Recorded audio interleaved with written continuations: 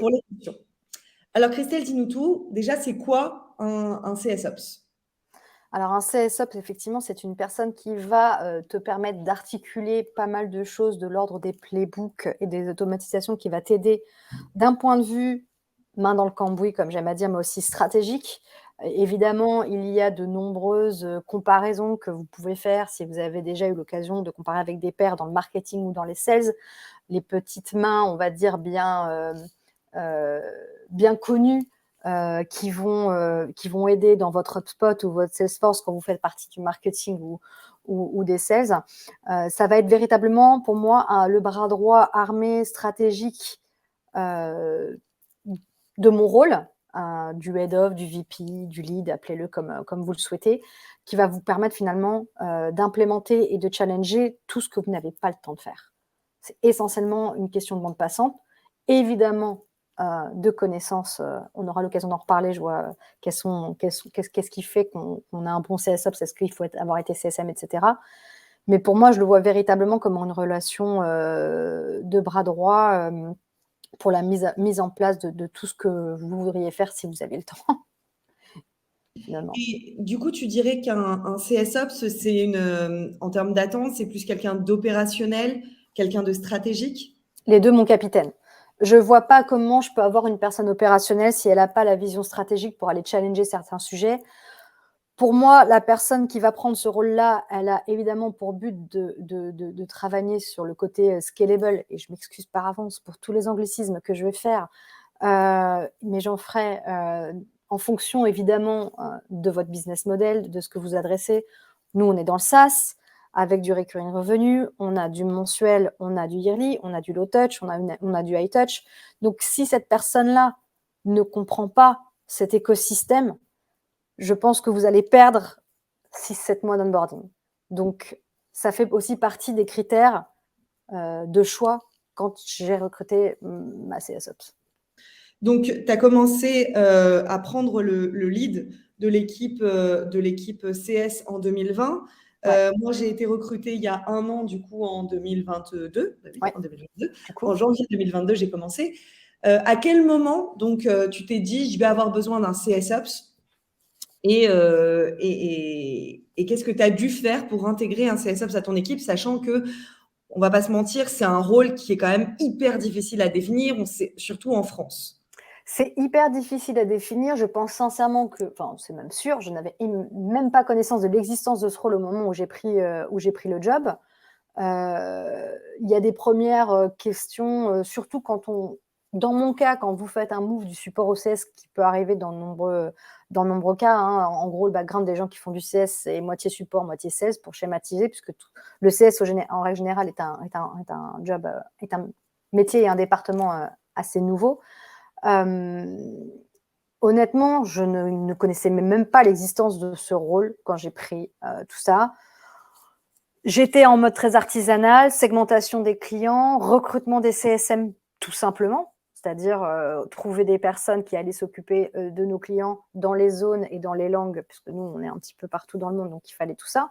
Et donc au début, de toutes les manières, je pense que même si j'avais connaissance de l'existence de ce rôle, j'avais peut-être besoin aussi de palper moi-même les problèmes que j'avais besoin de résoudre avec la création de ce poste avant de créer ce poste. C'est parce que je me suis butée à des problèmes que j'ai compris c'était quoi ma peine à résoudre et que ma peine allait se résoudre via une personne qui allait prendre tout ça en charge. Mais si je m'étais pas pris ces murs, on en reparlera avec l'outil précédent, avec la data, avec la gestion de mon temps, parce que je ne dois pas être que là-dessus.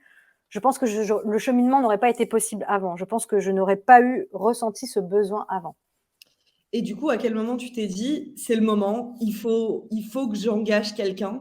Et comment tu as fait pour bouger les lignes en interne? Parce que c'est un budget d'embaucher quelqu'un, quel que soit le budget. Comment tu as fait pour... voilà, quel a été le cheminement, pardon. Bah, le cheminement, donc 2021, hein, entre le moment où j'ai lancé les recrutements et le moment où tu nous as rejoints, en l'occurrence, donc début 2022. Le cheminement, il a été très simple. Le trigger, le déclenchement de tout ça était d'une part sur le fait que je n'avais pas du tout le temps de maintenir le peu de choses que j'avais mis en place en termes d'automatisation sur notre outil de Customer Success précédent. Le fait que, comme je n'avais pas les yeux rivés H24 sur cet outil, j'avais d'autres choses à faire. Quand il y avait des problèmes, et il y en avait, je les découvrais sur le tard, il me fallait ça.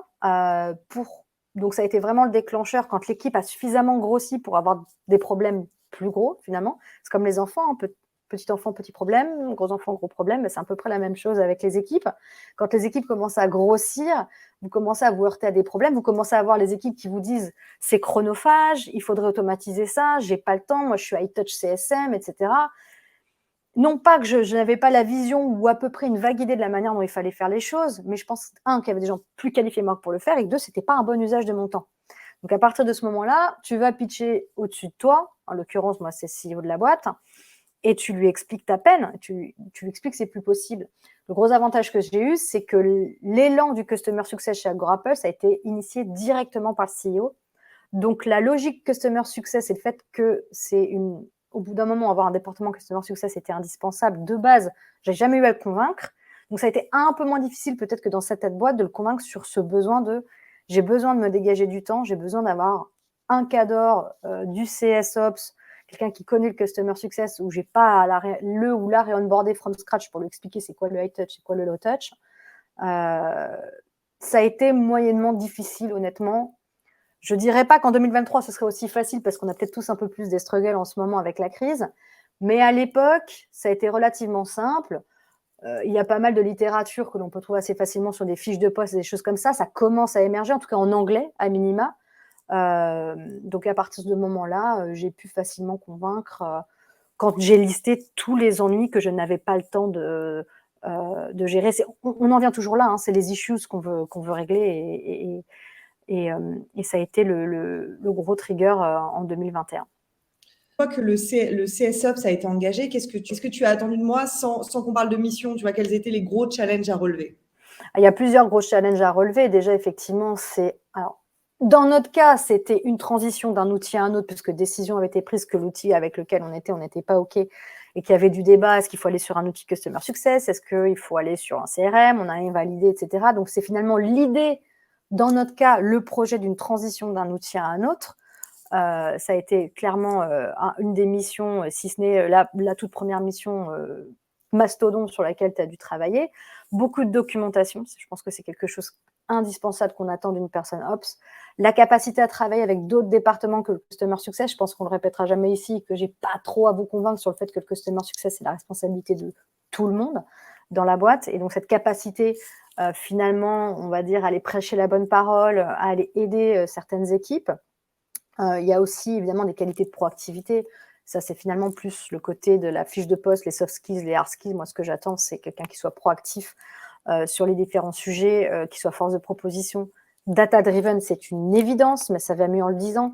Quelqu'un qui est à l'aise avec la data, qui est à l'aise pour parler avec des personnes de la data. Donc, s'il y a un profil un peu caméléon qui sera autant à l'aise à parler à notre head of data qu'à parler à un customer success manager high touch. Donc ça aussi, il y a ce paramètre très important caméléon. Finalement, un travail de soulager, entre guillemets, si je peux me permettre l'expression, les customer success, automatiser les tâches de manière chronophage, de manière réactive, être force de proposition, secouer aussi parfois un petit peu les lignes, faire bouger les lignes, voir ce qui fonctionne, voir ce qui ne fonctionne pas. C'est aussi quelque chose d'important que moi j'attendais en tout cas de la personne qui nous rejoignait. Ça fait beaucoup de choses. Il y a beaucoup de choses qui sont claires, mais on comprend les attentes, mais finalement, ça reste un peu flou en termes d'implémentation. Donc, si on parle concrètement des projets sur lesquels le CSOps bosse, sur quel type de projet tu pourrais citer? Alors effectivement, je l'ai cité tout à l'heure, il y a soit la mise en place littérale d'à peu près tout, c'est-à-dire si le CS, ça dépend de où vous en êtes dans votre aventure du Customer Success. S'il n'y a pas encore, si vous êtes encore avec un spreadsheet et que vous n'avez pas encore mis en place quoi que ce soit, il y a évidemment des missions de décision d'outils. J'aime à penser que les outils ne sont pas la solution. Il ne faut pas non plus aller là-dessus. Pour certaines boîtes, j'avais discuté avec certaines personnes, utiliser le CRM qui par ailleurs est utilisé chez le marketing et les sales suffira en tweakant un peu un HubSpot, etc. Donc voilà, le type de projet, c'est soit la mise en place d'un outil CSM/CRM, soit la transition d'un outil à un autre si l'outil sur lequel on travaille n'est plus adéquat. C'est ce qui nous était arrivé notamment dans une de tes premières missions de faire cette transition. Donc là, on était benchmark des alternatives, cahier des charges, enfin on commence par ça, cahier des charges, benchmark, les calls avec les différents sales, etc. Après, la mise en place de l'outil, mapping de la journée, évidemment avec les contraintes que vous aurez potentiellement en fonction de votre business model. Si vous êtes que high touch, si vous êtes que low touch, toi, t'es gâté, t'as des deux. Donc comme ça, au moins, t'as un peu de tout. Donc mise en place de la journée. Je m'ennuie sinon, tu sais. Non, mais oui, voilà, sinon, je sais que tu ne sauras pas quoi faire de tes journées. Un autre exemple de projet sur lequel tu peux travailler, mais ça va vraiment aussi dépendre des différentes sociétés, ça va aussi être dans la collaboration cross-département. Un des exemples qu'on a pu avoir dans notre cas, c'était des product managers qui peinaient, qui ramaient littéralement à être en contact avec des clients pour avoir des calls de discovery et qu'ils faisaient encore un petit peu de manière artisanale, qui allaient chercher sous notre outil de ticketing intercom, etc. Et donc, par exemple, une des missions que tu as prises à bras-le-corps, c'est que tu les as aidés pour avoir de manière scalable, désolé pour l'anglicisme, des calls de discovery en fonction de la typologie de client auquel ils voulaient parler, etc. etc. C'est en tout, voilà, le type de mission sur lequel, dans mon cas, tu as pu travailler. Je rajouterais, en termes de mission et de type de projet, tous les projets sur lesquels vous bossez, vous souhaiteriez bosser, mais vous n'avez pas le temps parce que vous avez la tête dans le guidon, c'est ça ce qu'un CSOps va faire. C'est tous les projets de fond qui sont indispensables et vous êtes tellement frustré parce que vous n'avez pas le temps de le faire. Et ben le CSOps, c'est que son job parce qu'il n'est pas en contact avec les utilisateurs et donc son boulot, c'est uniquement de mettre de l'huile dans les rouages de l'équipe CSM pour que ça bosse mieux. Si Exactement. C'est cet allié que vous avez où quand vous avez une équipe, vous aviez, je ne sais plus c'était dans quelle série, mais vous avez les gens sur le terrain et puis vous avez la personne planquée dans le camion derrière qui articule tout pour que tous les potes sur le terrain fassent le job correctement. Et finalement, toi, tu es un petit peu… comment ? Pas de patrouille. J'aurais plus dit l'agence touriste, mais je ne sais pas si les gens ont leur ref en fonction de l'âge. Une question que j'ai vue passer et qui est peut-être l'une des questions les plus pertinentes. On a un CSOps, très bien, qui bosse sur des sujets sur lesquels on aurait aimé bosser, mais finalement, on n'a pas le temps de faire si le CSOps n'est pas là. Comment on sait que le CSOps fait bien son boulot ? C'est quoi, comment on mesure sa performance et son efficacité au sein de l'équipe surtout ? Alors, c'est une très bonne question, effectivement. Hein. Comment est-ce que vous allez mettre en place le plan de succès des 6 premiers mois, en gros, hein, quand vous allez accueillir et onboarder cette personne-là? Ça va passer par plusieurs choses. Évidemment, vous allez la faire passer, cette personne, dans la moulinette de l'onboarding un peu classique de votre société pour qu'elle comprenne les tenants, les aboutissants de ce que vous vendez, de l'écosystème dans lequel vous naviguez, des personas avec lesquels doivent dealer les Customer Success Managers au quotidien, les différents struggles des différents départements, l'histoire de la boîte. Donc ça, évidemment, c'est un peu l'onboarding plus classique. Après, les premiers mois doivent avoir une échéance de succès pour que justement vous sachiez si ça vaut le coup ou pas. Moi, dans notre cas, c'était d'une part effectivement trouver un outil qui puisse nous aider à aller à l'étape suivante. Les étapes suivantes du succès d'Elisabeth, dans notre cas, c'était l'adoption des bonnes pratiques par l'équipe. Alors, c'était très compliqué parce qu'on la rendait accountable d'un truc qui était pas forcément directement dans son escarcelle. Il fallait s'assurer que les CSM, les copains de l'équipe allaient bien adopter tout ça. Donc, ça a fait partie des mesures de la performance. Et effectivement, après, c'est la revisite des playbooks. Tout ce qui est automatisé, ce sont des communications. Donc, ça va être les taux d'ouverture, les taux de clics, les actions. Quelle action à chaque playbook que vous allez mettre en place en fonction de l'objectif de la communication envoyée au client, si vous vouliez qu'il performe une action parce qu'il était un peu sleepy, des choses comme ça, c'est le taux de succès de ces campagnes pour s'assurer que derrière, il y a itération, on garde, on kill et on itère. Je rajouterai un petit élément, si tu permets, Christelle. En fait, le KPI de succès, c'est parmi le projet dans le projet que own le CS Ops, enfin, que gère le CS Ops. Est-ce que l'objectif à atteindre est atteint? Et est-ce qu'il est plus atteint? Est-ce qu'il y a plus de pourcentage de succès qu'avant? Quelles sont les bonnes pratiques, Christelle, du CS Ops? Comment on peut bien collaborer avec un CS Ops? Clairement, il y a malgré tout une question de timing sur la maturité qu'il peut y avoir au moment où vous allez commencer à onboarder une telle personne. Si vous le faites trop tôt, vous n'aurez pas drafté les éléments de succès de cette personne et donc du coup, quand le temps arrivera de la perf review, vous serez en incapacité de vous dire est-ce que c'est un succès ou un échec d'avoir créé ce poste-là. Donc, effectivement, en termes de point de pratique, de votre point de vue, c'est vraiment vous poser les questions, de lister tout ce qui ne va pas et est-ce que l'Ops, finalement, c'est la bonne réponse ou pas? Pour moi, en tout cas, c'est déjà l'introspection à faire en tant que décideur de ce côté-là. Et dans l'autre sens, et je l'ai déjà dit, mais je le répète, pour moi, les bonnes pratiques d'un CSOps, c'est la surdocumentation, la surcommunication, la surrevisite. Il y a un côté de ne rien prendre pour acquis, un travail avec la data aux petits oignons quasi hebdomadaire, parce que qui plus est sur du low touch, si vous n'avez pas de data fiable et consistante, vous êtes fichu. Et vous ne pouvez pas articuler tout ce que vous voulez articuler en tant que binôme lead et ops. Donc, c'est vraiment cette capacité à itérer, à être capable de mettre à la poubelle des choses qui n'ont pas fonctionné pendant un trimestre. Et on avait eu la discussion avec Ellie là récemment d'itérer, de keep it, kill it, certains projets. C'est pour moi une des bonnes pratiques qui est attendue de ce duo davantage que de toi ou que de moi.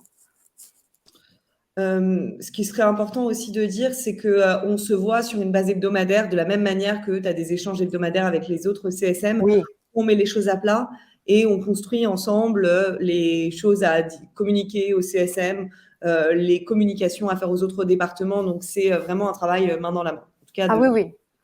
Alors après, ça dépend des boîtes, mais de toutes les manières, moi, mes direct reports, c'est one-on-one hebdomadaire, ça va sans dire, et c'est très les sujets. Alors, un one-on-one, là, on est plus dans le management, mais un one-on-one, ça s'articule d'une part, effectivement, dans l'accompagnement du collaborateur, quel que soit son rôle, pour s'assurer qu'il va bien, etc., notamment s'il est en période d'essai, lui confirmer ses succès ou ses axes d'amélioration. Et puis derrière, on déroule les différents projets d'une manière générale. Donc oui, ça, quoi qu'il arrive, ce qui plus est dans une culture semi-remote comme la nôtre, c'est vraiment indispensable. Christelle, quelles skills sont attendues pour le recrutement d'un CSOps? Et j'aimerais splitter cette question en deux parties. Avant que j'arrive, qu'est-ce que tu pensais, quelles compétences pour toi étaient indispensables? Et maintenant que tu as un CSOps, quelles sont les skills que tu ne soupçonnais pas et qui sont indispensables? Alors, il n'y a pas beaucoup de skills que j'espérais et que j'ai rayés de ma liste. Comme je l'ai dit tout à l'heure, et je vais le répéter beaucoup, mais c'est vraiment le côté data-driven. S'assurer d'avoir une data fiable, la comprendre, être capable effectivement d'articuler des échanges avec l'équipe data si vous avez la chance d'en avoir une. Nous, on a cette chance-là. Ça me paraissait indispensable et ça a été confirmé après le recrutement. Une des questions, donc je vais peut-être répondre à une des questions, il y avait, à mon sens, de près ou de loin, un côté indispensable à avoir une expérience dans le domaine du customer success pour gagner du temps. Tout bêtement, pour gagner des semaines / mois d'onboarding, j'avais besoin de ne pas réexpliquer à la personne les tenants et les aboutissants du customer success, la différence avec le support, avec les sales, c'est quoi du low touch, c'est quoi du high touch, qu'est-ce que c'est une customer journey, etc., etc. C'est pour ça que dans mon cas, et une fois de plus, je ne parle que pour moi, j'ai trouvé pertinent d'avoir une personne, Elisabeth pour ne pas la nommer, qui non seulement avait été Customer Success Manager dans le passé, mais en plus pour un outil de Customer Success Manager si vous connaissez son parcours. Donc c'est vrai que ça aussi, ça avait joué en la faveur d'Elisabeth dans mon cas. Il y a évidemment une compréhension du produit à supporter qui peut s'apprendre très rapidement, mais en tout cas, dans mon cas, le côté être une sensibilité à l'univers dans lequel vous êtes, le SaaS en ce qui me concerne, me semblait être indispensable. Je sais qu'il y a du customer dans le B2B, dans le B2C, etc. Ça ne se fait pas de la même manière. Avoir eu une personne qui avait déjà été dans le SaaS B2B était, dans mon cas, un gain de temps également. Comme je disais, la compréhension de l'approche que vous allez adopter en fonction de votre business model. Est-ce que c'est du low touch, du high touch ou un mix de tout ça? Quelqu'un, évidemment, dans les soft skills qui soit carré, organisé, avec une communication très claire sur ce qu'elle attend. Pourquoi? Parce que derrière, si vous êtes un peu comme dans mon cas, vous avez besoin que la personne, quand dans ce one-on-one, elle arrive, elle a déjà tous ses sujets, elle vous dit ça c'est pour info, ça j'attends quelque chose de toi, etc., etc. Elle est force de proposition, elle déroule du câble, passe-moi l'expression, et tu avances parce que toi, du coup, ça te libère du temps en tant que lead pour avancer sur les sujets stratégiques sur lesquels tu es par ailleurs challengé par ton boss, en l'occurrence le CEO dans mon cas. Top. Eh ben, je te remercie, Christelle. J'en profite pour, juste avant de passer aux questions, pour vous envoyer une communication, une documentation qui est intéressante sur la partie, je vous l'envoie sur la partie chat, sur l'étude des salaires des profils Ops, parce que je vois que la question, il y a eu 11 votes sur cette question et je ne sais pas si Christelle sera en mesure de donner le salaire moyen d'une personne Ops. Je vous avoue que je ne suis pas super à l'aise pour qu'elle réponde non plus. J'ai pas la moyenne, j'en connais qu'une en l'occurrence, j'ai pas la moyenne. Je vous envoie. Je suis sûre qu'il y a des études, oui. Voilà, je vous envoie cette documentation qui est vraiment intéressante et qui est pas mal dans le vrai. Je vous propose de passer aux questions. Christelle, quel est le périmètre d'un CS-Ops versus un Head-Off? Comment s'assurer qu'il n'y a pas de risque de cannibalisation des tâches? C'est une bonne question dans la mesure où on l'a évoqué pendant notre perf review avec Christelle. On l'a même évoqué au recrutement, je crois que tu avais vraiment envie, en tout cas c'était une de tes craintes et que tu voulais t'assurer que chacun reste à sa place et sa juste place. C'est une question hyper légitime. Effectivement, ce qui est intéressant dans ce cas-là, c'est que si vous avez en face, c'est difficilement vérifiable avant d'avoir essayé, heureusement on a des personnes d'essai, des périodes d'essai, une personne, déjà, si vous avez une job desk, ça limite les risques. Première chose. Deuxième chose, en règle générale, en tout cas, des profils que j'ai pu voir et de la personne que j'ai recrutée, une personne Ops n'a pas forcément l'appétence pour le management, c'est pas la même chose. Donc déjà, Elisabeth n'est pas en charge de tous mes team leads CSM du tout.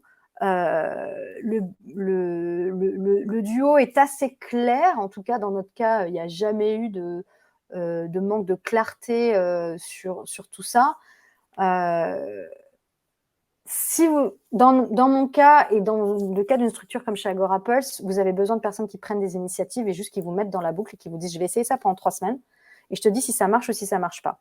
Et à mon sens, c'est ce que vous attendez quand vous prenez un CSOps de qualité qui n'est justement pas que dans l'opérationnel, mais qui a un input stratégique, sans pour autant vous marcher sur les pieds tant que c'est aligné avec les Big Rocks. C'est-à-dire que si les Big Rocks de ma société / mon département, normalement tout est aligné, ça va être par hasard, je prends un exemple, sunsetter des vieux plans legacy, parce qu'on a ce challenge en ce moment, et qu'elle arrive, comme ça a déjà été le cas, avec une force de proposition sur tel et tel sujet, ça ne sera jamais quelque chose qui va aller à l'encontre de ce que je demande, puisqu'il y a un alignement. Donc, à partir du moment où vous allez donner la direction et la vision, il n'y aura pas de... Vous n'allez pas vous marcher sur les plates-bandes.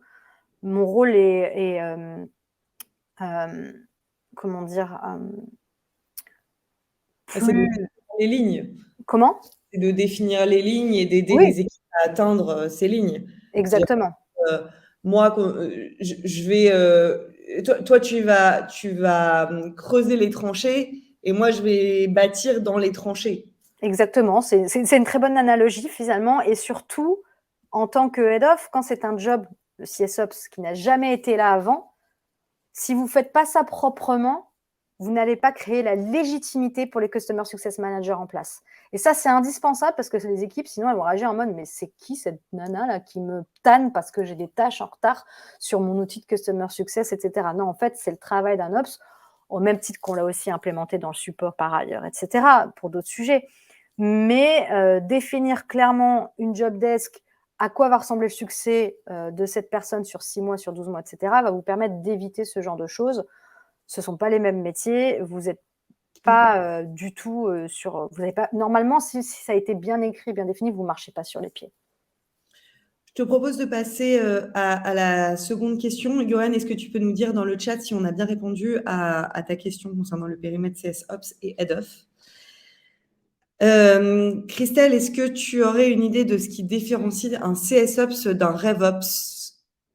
Alors, c'est une très bonne question et c'est vrai que la ligne de reporting là-dessus, en fonction des boîtes dans lesquelles on est, peuvent différencier. Choix a été pris chez nous que tu me reportes, donc que tu ne reportes pas à côté marketing ou RevOps. Pour le moment, effectivement, le côté RevOps est quand même très orienté newbies, même, en tout cas chez nous, essentiellement, là où tous les efforts du CSOps auront pour but in fine de nous aider à être dans la rétention et l'expansion. Je sais qu'en fonction des boîtes, l'expansion peut être menée par les 16 ou le CS. En ce qui nous concerne, on est dans l'expansion, la rétention et l'expansion, les deux mon capitaine. Et donc du coup, finalement, on est d'accord que bien entendu, l'expansion fait partie du revenu. Pour le moment, décision a été prise chez nous de les... Alors ça ne veut pas dire qu'ils ne se parlent pas du tout, bien au contraire. Je ne pense pas qu'il y ait une bonne façon de faire. C'est comme partout, comme je l'ai dit tout à l'heure, certains font l'expansion chez les 16, d'autres chez le CS. Pour le moment, le marketing, les sales ops qui constituent les 2 autres tiers du RevOps sont essentiellement et fully concentrés sur la possibilité de faire rentrer du newbies, tant que nous, on est dans la rétention et dans l'expansion. Et puis, oui, au niveau du CSOP, ça va... En fait, on se bat pour la même guerre, on va dire, mais les combats sont différents. Bien sûr. Chez Agorapple, j'ai eu l'occasion d'échanger avec l'ensemble des autres ops de la boîte en disant, mais parlons-nous des sujets communs? Et en fait, les sujets sont tellement des sujets de niche, des sujets propres à chaque département, que finalement, en tout cas, chez nous, l'échange de tous les ops ensemble, mis à part pour des best practices sur des outils ou de l'optimisation, chez nous, à date, n'a pas lieu d'être. Maintenant, Adèle, peut-être que tu peux nous en dire plus sur quelles sont les tâches et les attentes qu'on a envers un RevOps dans ton entreprise. Et peut-être qu'on pourra, peut-être que Christelle pourra t'en dire davantage sur le lien que pourrait avoir un RevOps d'un CSOps. Je te laisse répondre dans le chat, Adèle, si tu le souhaites. On va passer à la prochaine question. Une question de William qui a dû partir. À partir de quel moment on conseille d'avoir un CSOps, nombre de clients ARR? C'est une très bonne question. Je pense qu'il y a pléthore de documentation là-dessus. Je ne parlerai que de mon expérience en tout cas. Le trigger, le déclencheur de cette décision n'a pas été finalement ni le nombre de clients, ni un ARR particulier, mais davantage ma capacité à faire ou justement ne plus faire ces micro-tâches ops, parce que je pense que je faisais à peu près 5% de ce que j'attendais de la personne suivante. Donc, c'est évidemment en fonction d'où vous en êtes dans votre taille de client. Nous, c'est pas trahir un secret que de dire que à GoRapples, on a aujourd'hui 8000 clients payants. On a ce challenge d'avoir et du mid-market et du self-service. Donc, on a cette double approche ici. Donc, à partir du moment où vous avez commencé à monter une équipe, en tout cas, moi, dans mon cas, une équipe de Customer Success Manager dédiée qui ne peuvent plus s'en sortir sans automatisation et vous n'avez plus cette bande passante pour mettre en place ces choses, ou quand vous le faites pas très bien, ça a été mon déclencheur. Mon déclencheur n'a pas été un chiffre. Mon déclencheur, ça a été finalement une expérience et une journée de 18 mois, en gros, où il a fallu que je me prenne des murs pour comprendre que là, il était temps. N'hésitez pas à dire, à élaborer la question si on n'a pas répondu complètement à vos demandes. Est-ce que tu as vu des impacts positifs sur le cycle d'upsell, l'amélioration de la collaboration, le bon remplissage de ton CRM, etc. William, question de William à nouveau qui a dû quitter la réunion. Oui, William, j'ai évidemment vu des impacts positifs sur tout ça déjà parce que j'ai une personne dont c'est le mindset chaque matin de se lever et de vérifier qu'on a des utilisateurs actifs sur notre outil de Customer Success Management, Planat pour ne pas le citer, dans notre cas, pour s'assurer effectivement que les tâches sont à jour, qui interroge à la fois les renewal managers et les Customer Success Managers iTouch sur « j'ai mis ça en place il y a 2 semaines, est-ce que ça marche, est-ce que ça ne marche pas ?» Donc oui, j'ai vu des impacts positifs. J'ai aussi vu des impacts positifs parce qu'on commence vraiment à traquer, à mettre en place des dashboards, chose pareille dont je n'avais pas le temps, pour lequel je n'avais pas le temps. On a enfin effectivement le bon remplissage de notre outil, c'est pas un CRM, etc. J'ai envie de dire aussi que ce succès, il a été double, c'est ma ressource humaine, Elisabeth, et ma ressource outil. Parce qu'il y a aussi une question très importante de l'adhésion aux bonnes pratiques et à l'outil, si l'outil que vous avez sélectionné suit la cadence et ne pète pas de partout, auquel cas vous avez une désertion de l'équipe qui n'a pas envie, quoi. N'hésitez pas à nouveau à dire dans le chat si on a répondu à la question ou si vous avez des questions additionnelles. Quand tu as commencé tes recrutements, Christelle, quel type de profil ou Ça doit être une livraison, je laisse. C'est les aléas du direct. Quel type de profil tu recherchais pour un CSOps? Combien d'années d'expérience? Quel CV tu recevais? Faut dire que Christelle et moi, on s'est trouvés sur le Slack Customer Success. Donc, c'était un peu une rencontre fortuite. Mais du coup, il y avait quand même cette offre que tu avais postée pour un CSOps. Et c'est d'ailleurs grâce à ça que je suis venue t'embêter. Mais quel type de profil et combien d'années d'expérience tu cherchais lorsque tu as commencé tes recherches? Question de William.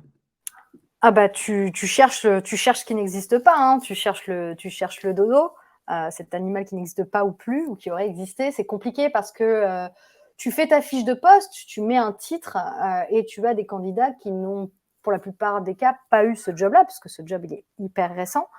Donc, c'est vrai que là-dessus, j'ai pas mal galéré, je dois bien l'admettre. Essentiellement, ce sont des anciens CSM qui vont postuler là-dessus. Et c'est en soi assez logique, ou en tout cas, ça m'a moyennement étonnée.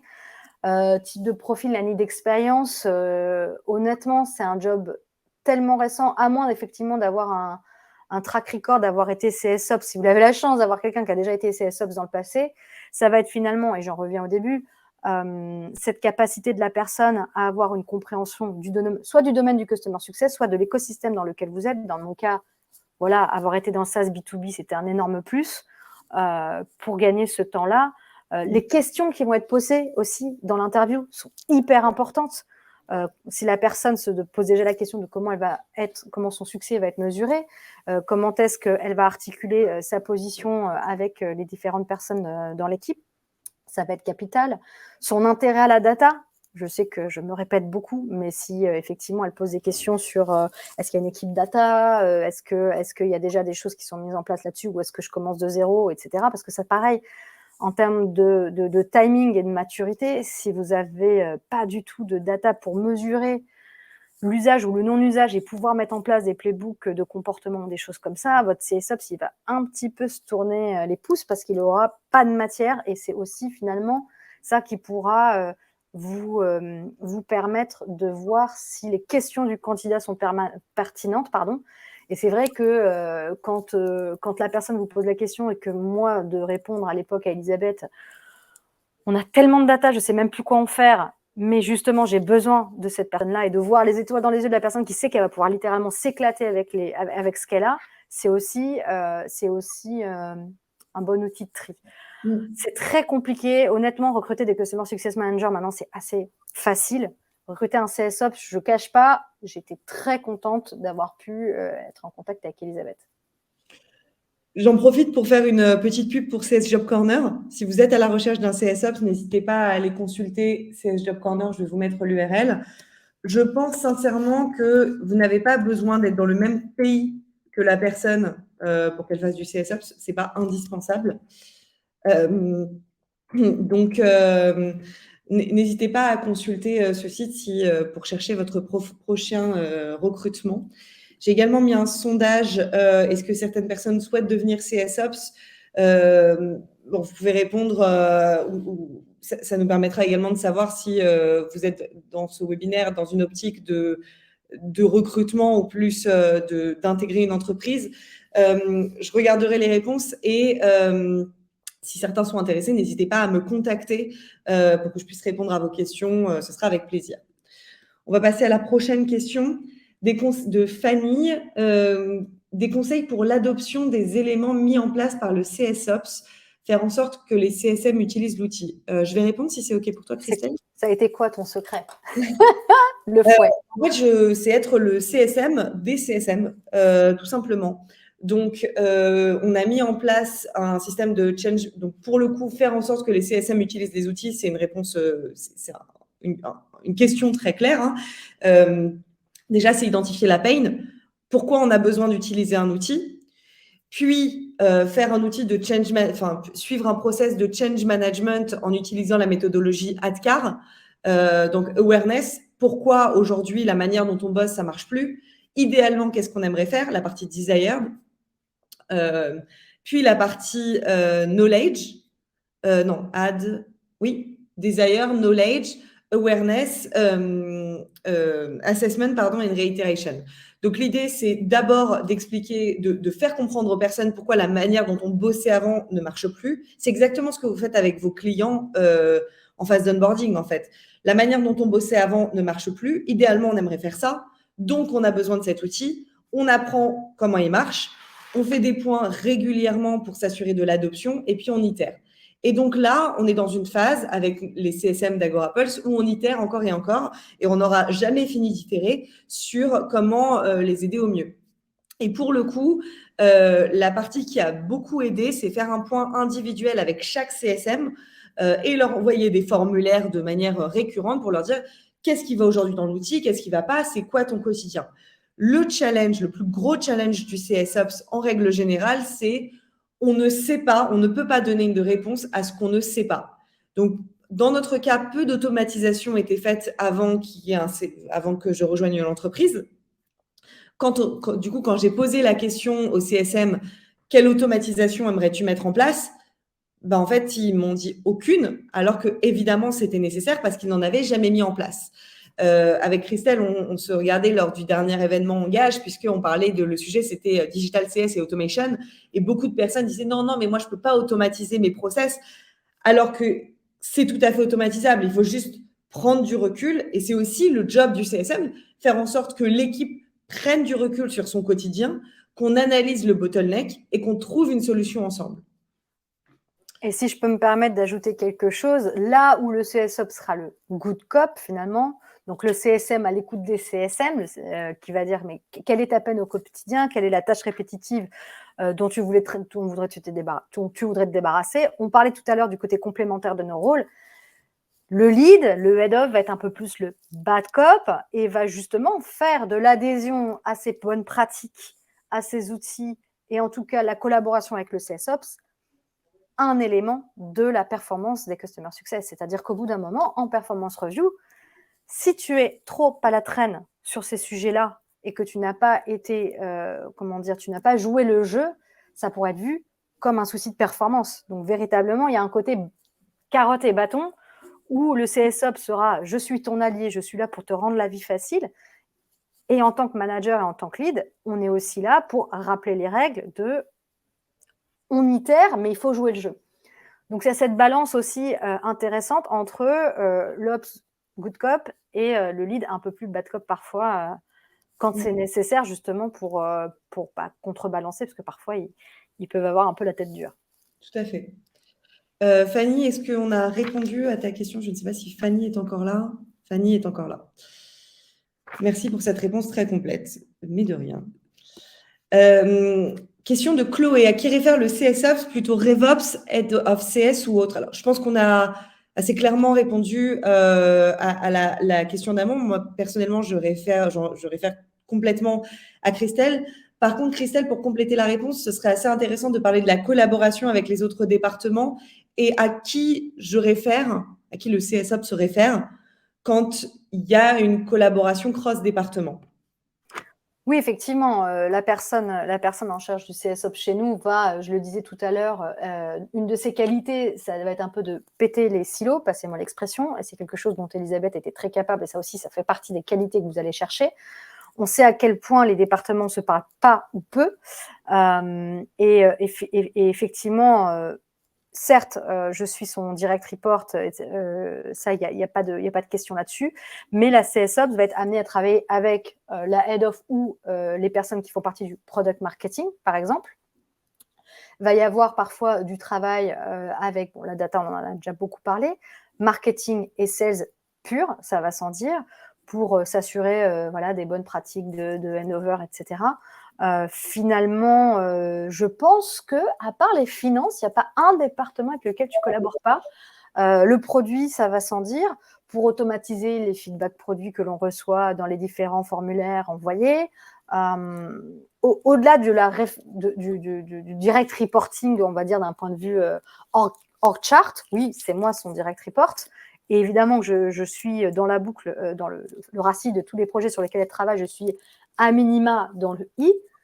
Mais ce qui est, je pense, intéressant et passionnant dans ce genre de job, c'est que je te le dis, franchement, à part les finances, je crois qu'il n'y a pas un département avec lequel tu n'as pas parlé. Oui, mais le CSM aussi. Le CSM aussi se doit d'être dans l'ensemble des départements. Je rajouterais également que c'est important de toujours garder le Head of CS dans la boucle, en tout cas en ce qui me concerne, parce qu'à la fin du trimestre, si une tâche n'a pas été faite ou un projet n'a pas été mené à bien, c'est important de dire oui, mais mon rôle aujourd'hui, le focus, c'était ça. Et on était d'accord. En fait, ça permet de rester dans la route, quoi. C'est l'alignement, c'est les big rocks. Et si on se dit ce trimestre-là, on doit se focaliser sur l'éducation des clients sur tel sujet, on doit, je ne sais pas ce que vous aurez comme challenge, hein. Vous avez, je ne sais pas si vous travaillez avec des OKR, avec des big rocks, voilà, en fonction des boîtes, etc. Mais normalement, vous devez aligner les planètes, ce qui fait que toute initiative prise doit participer de près ou de loin avec ce sur quoi vous êtes mis d'accord au final. Donc, si votre CSOs vous sort de ces cartons ou quelque chose qui n'a rien à voir avec les big rocks, c'est que le job de mise à plat de ce sur quoi tu dois travailler pour les 3 prochains mois n'a pas été fait. Et c'est parfois l'écueil dans lequel on peut tomber. C'est de les amener finalement c'est de recruter une personne sans avoir bien dessiné ce dont vous avez besoin pour les 3 prochains mois, les 6 premiers mois. Donc voilà, la période d'essai et puis après la suite, quoi. Super. Bah, écoute, merci beaucoup, Christelle. Je vous propose il y a beaucoup de questions intéressantes, mais je vois beaucoup de redites sur les questions auxquelles, sur les sujets auxquels Christelle a déjà répondu. Donc, je vous propose d'arrêter là. Si vous êtes sur le Slack Customer Success, sachez que Christelle y est aussi. J'y suis également. Merci beaucoup, Christelle, d'avoir partagé cette petite heure avec nous.